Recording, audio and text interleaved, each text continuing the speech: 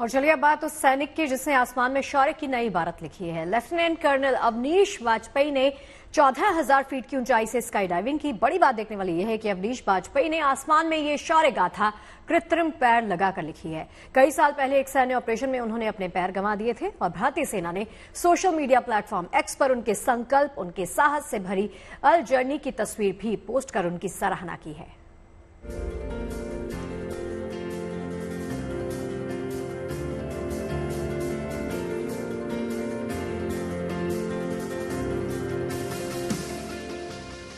जोश और जज्बे से भरपूर ये तस्वीर उस शख्स की है जिसने जाबाजी की एक नई मिसाल कायम की है।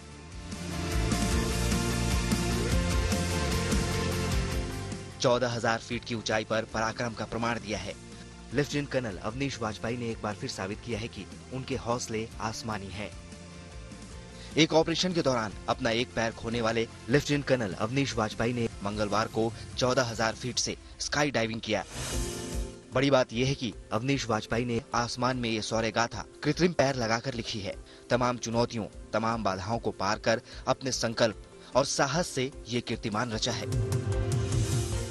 भारतीय सेना ने आधिकारिक एक्स हैंडल से लेफ्टिनेंट कर्नल अवनीश वाजपेयी के पराक्रम की तस्वीरें साझा की है।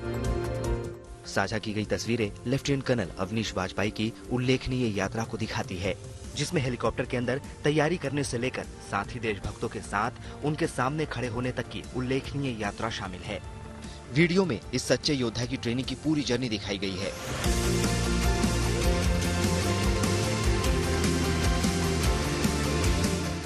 भारतीय सेना ने लेफ्टिनेंट कर्नल अवनीश वाजपेयी के साहस को सलाम करते हुए एक्स पर लिखा है कि लेफ्टिनेंट कर्नल अवनीश वाजपेयी एक बहादुर और सच्चे योद्धा हैं, जिन्होंने एक ऑपरेशन में अपना अंग गंवा दिया, लेकिन एक नई और बड़ी चुनौती को स्वीकार कर विजय हुए।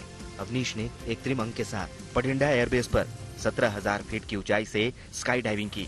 ये उपलब्धि उनकी मानवीय भावना, लचीलेपन और दृढ़ संकल्प की शक्ति का प्रमाण है। रिपोर्ट के मुताबिक अवनीश वाजपेयी ने 2007 में पंजाब में गोलीबारी के दौरान एक ग्रेनेड ब्लास्ट में अपने पैर गंवा दिए थे, लेकिन साहस से कभी समझौता नहीं किया और इस बात को अवनीश वाजपेयी ने 2015 में 42 किलोमीटर लंबे फुल मुंबई मैराथन को जीतकर साबित कर दिया था।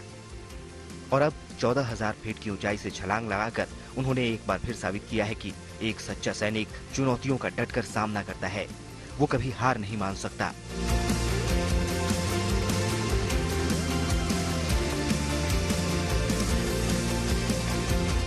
Bureau report, good news today.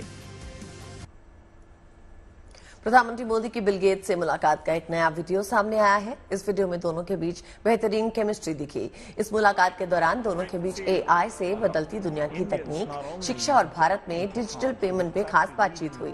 वहीं बिल गेट्स ने भी वैश्विक स्तर पे टेक्नोलॉजी के विकास में भारतीयों के योगदान की बात की। आइए आपको दिखाते हैं एक खास बातचीत।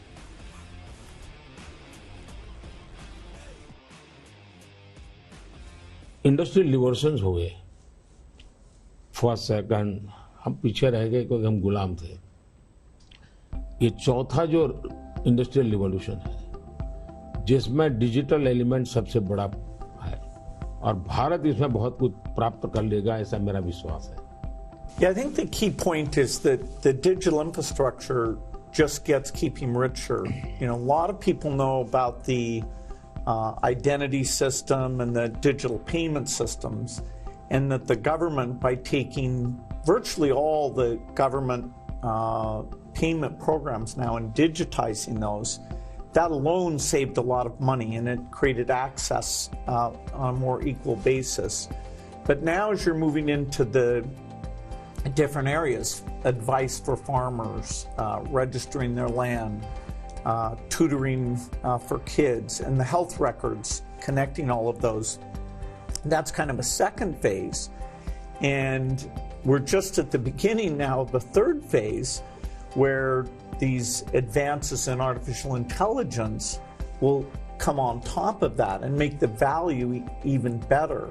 आपने सही कहा, एआई का महत्व बहुत है और मैं तो कभी कभी मजाक में कहता हूँ, हमारे देश में माँ को आई बोलते हैं, माता को बहुत से राज्यों में भाषा बोलते आई। अब मैं कहता हूँ हमारे यहाँ बच्चा पैदा होता है तो आई भी बोलता है, AI भी बोलता है। वो इतना एडवांस हो गया है। अब देखिए मैं कैसे उपयोग करता हूं, मैं आपको बताऊं, जिसको देखकर आपको भी खुशी होगी कि कॉमन मैन कैसे AI का उपयोग कर सकता है। जैसे मैंने G20 में AI का बहुत उपयोग किया। मेरे पूरे G20 का परिसर था, उसमें पूरा का पूरा AI का उपयोग करके सारे इंटरप्रिटेशन की व्यवस्था मैंने AI से की। मैंने मेरे सभी ड्राइवर्स को मोबाइल फोन पर ऐप डाउनलोड करवा दिया, उसके साथ बैठे हुए गेस्ट उनको करवा दिया। मान लीजिए वो फ्रेंच भाषा जानते हैं तो ड्राइवर के पास ऐप में फ्रेंच की व्यवस्था थी, वो ड्राइवर के साथ फ्रेंच में बोलते थे, ड्राइवर अपनी लैंग्वेज में सुनता था, ड्राइवर अपनी लैंग्वेज में जवाब देता था। यानी ड्राइवर के साथ कम्युनिकेशन किसी भी लैंग्वेज में वो कर सकते थे। मैंने अभी एक प्रयोग किया, मैं काशी तमिल संगमम में कार्यक्रम करता हूँ, तो काशी में तमिलनाडु के लोग आए हुए थे, तमिल भाषा मैं बोल नहीं सकता हूँ, तो मैंने AI का उपयोग किया। मैं हिंदी में बोला और सबने मेरा भाषण तमिल में सुना AI के द्वारा।